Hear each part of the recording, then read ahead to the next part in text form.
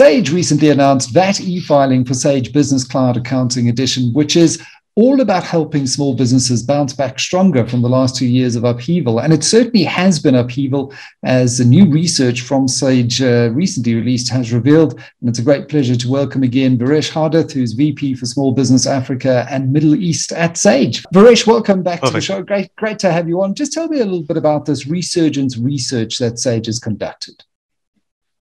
Hi, Michael. Thanks for having me on again. Yes, Sage conducted the Resurgent research between March 2020 and March 21, and we effectively gathered data from roughly about 1,900 small businesses in South Africa, majority of which were around bookkeeping and accountants. And the key objective was getting an understanding of the concerns in these businesses, how they operate, how they are ensuring that what their future looks like, and some really interesting data came out of it.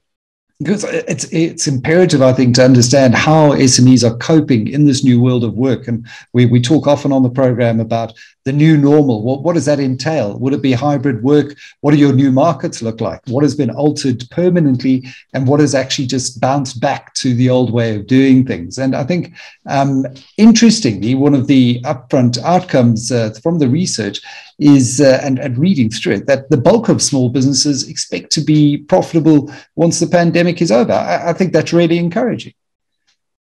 It was interesting, Michael. I know when you read through it, because I think with all good research stuff, some things jump out, and when you see the nuance behind it. So what we picked up is from the existing small businesses, 18 or call it 20% felt they would be more profitable post-pandemic, which I think is a real good indicator for the percentage of businesses that maybe were optimized or reacted quickly. Then we saw about 36% of small businesses who expected to be trading very similar to they had prior to COVID.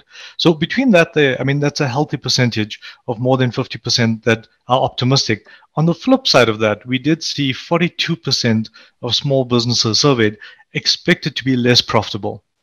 And I think as we talk about it further, the breakdown of feedback on views, adoption, how they've changed their business really reflects that. I think I took it quite positive, because I think given how severe the impact of COVID has been, and I mean, it's big businesses, it's governments who weren't well prepared, to see how robust small businesses have been in South Africa, I think it's a positive to take away from that. That is a positive, and that fills me with a lot of hope. Obviously, there are many other businesses who didn't manage to make it through, and I think particularly in the hospitality and tourism space, that's been very severely impacted. But this is broad-based research. You gathered this from just a shade under 2,000 South African SMEs, so it's a really representative sample here. What were some of the lessons learned from the pandemic that the research has highlighted for you? Michael, I think some of what I really took away from it, and I'll go into a bit of detail because there's some really interesting takeaways, but we found that 80% of small businesses called out they're currently busy with or looking to reduce operational costs. About 80% also called out that they were fully aware that they needed to better manage and work on motivating their workforce through the pandemic.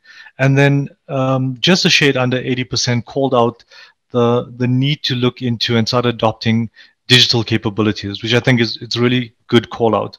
On the flip side of that, there was also call outs around how they look to increase their revenue, and something that was evenly distributed in terms of call outs was looking to extend the way they sell in terms of marketing, strategies around marketing, accessing new markets and new channels within that markets.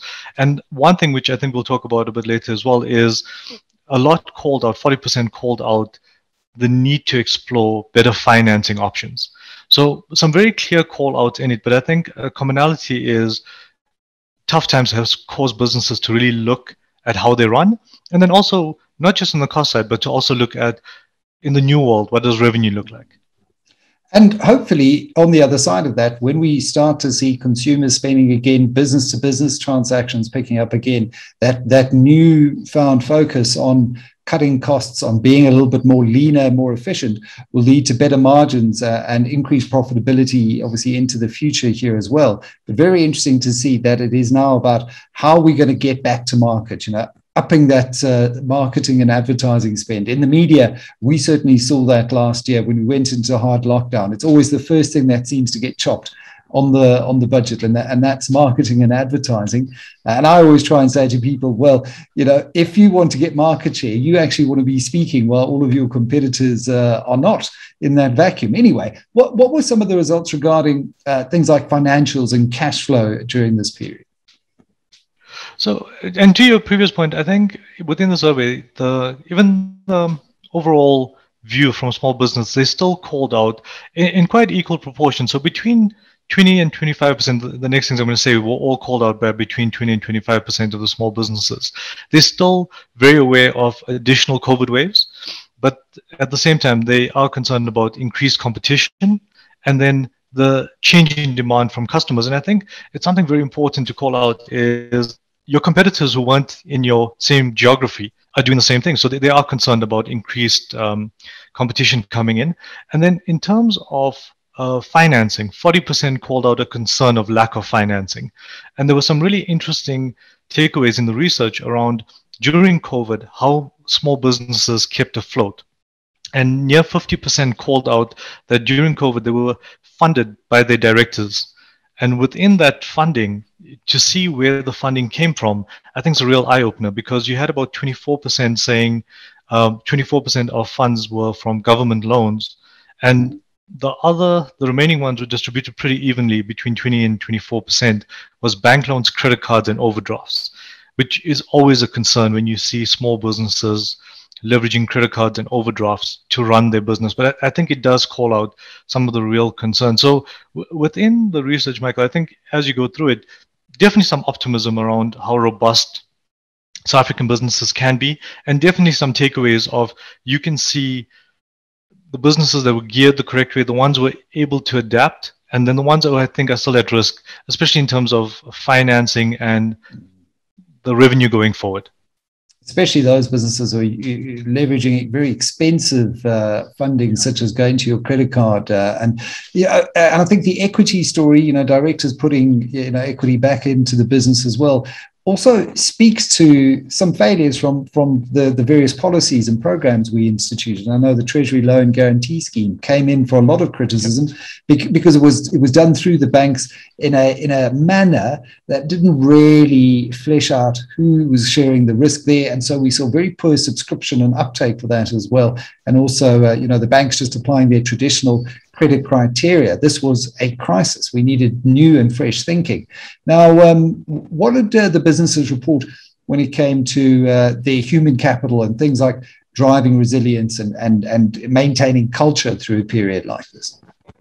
I think there's some nice qualitative takeaways around that. What came across very strongly is that small businesses had to really look at how they manage their workforce. And I think that's the same for pretty much all of us during COVID, in terms of flexi hours for those that did. And there's a lot of small businesses in the survey that obviously, unlike big corporates where you can work from home, had people coming in. So there was a motivation aspect and a caring aspect, which I think is really important to see in that.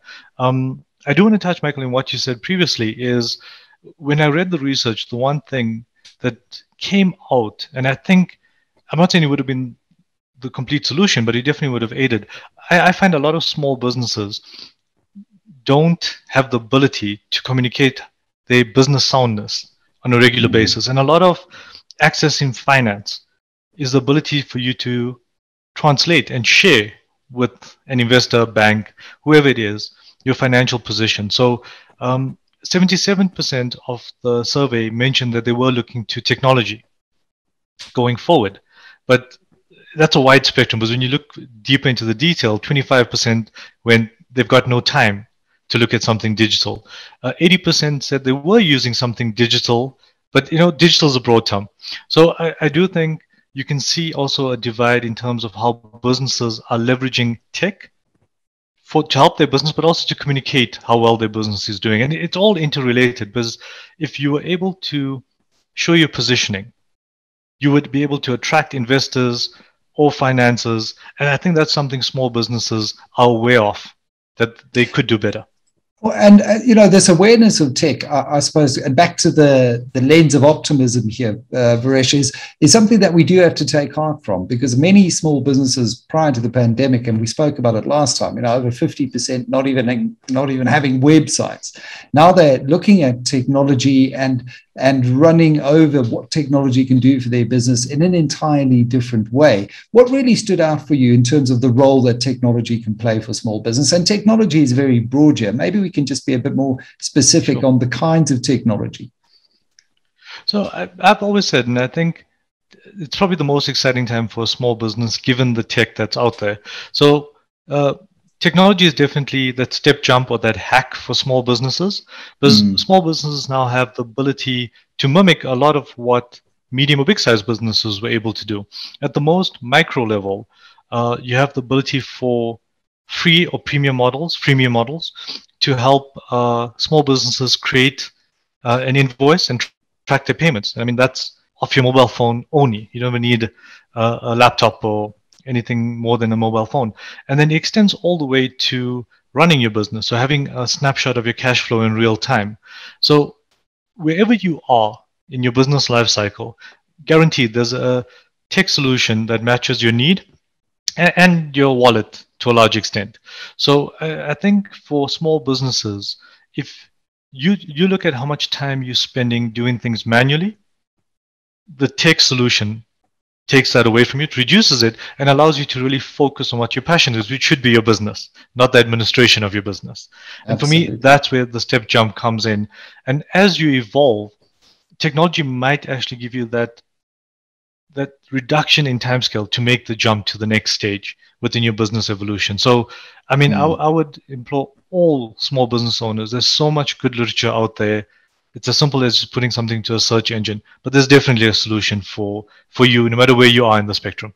Well, Viresh, thank you very much. I think the optimism of these SMEs in the wake of COVID-19 is heartening. It's still a challenging road ahead. And I think now as these businesses, to your earlier point, are opening up, they're looking to cut costs, they're looking for new routes to market. Technology, it must be the answer to help free up that important time for these jockeys to focus on what they love doing. Viresh Harduth, VP of Small Business Africa and Middle East at Sage, thanks so much for sharing your recent small business research conducted by Sage into the SME space here on Business Talk. Take care.